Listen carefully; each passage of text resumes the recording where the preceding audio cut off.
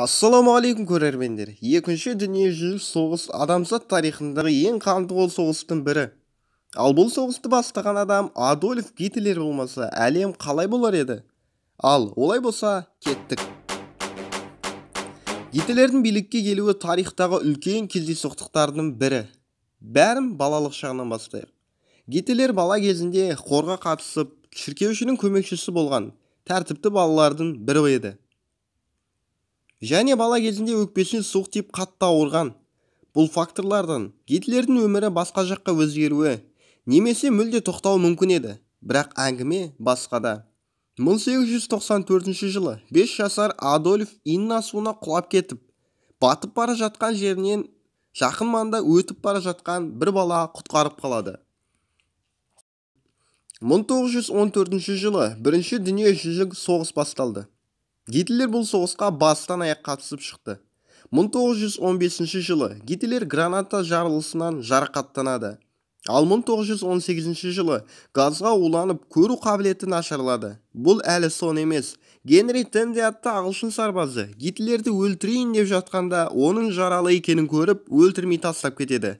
Тіпті Гитлер бір жылдары өмір бойына сотталып кете жаздайды. Гитлердің билікке келуіне миллиондаған кездейсоқтық себеп болды, десек болады.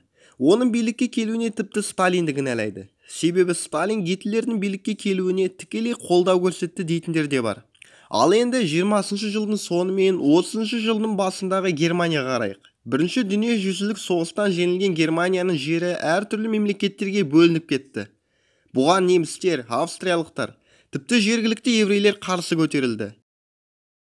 Екіншіден, завод-фабрикалар құлап, ел экономикасы қатты әлсіреді. Бірақ Гитлер билікке келгенде Германияның экономикасы жақсы еді.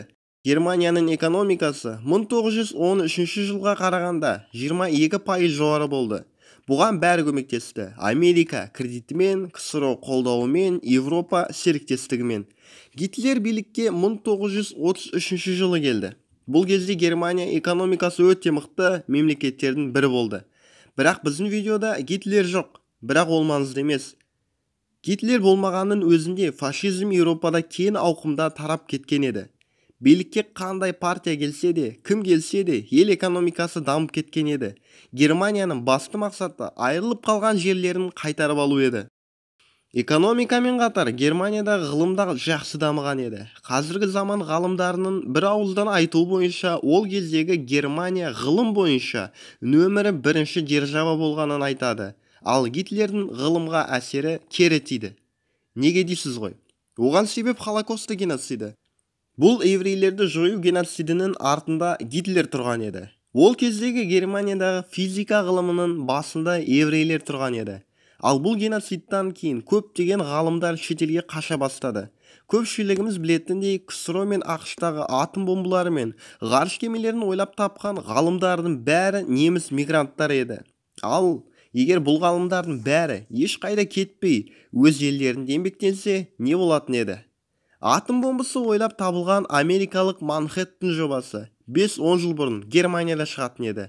Шикізат өндіру тіптен дамып кететін еді.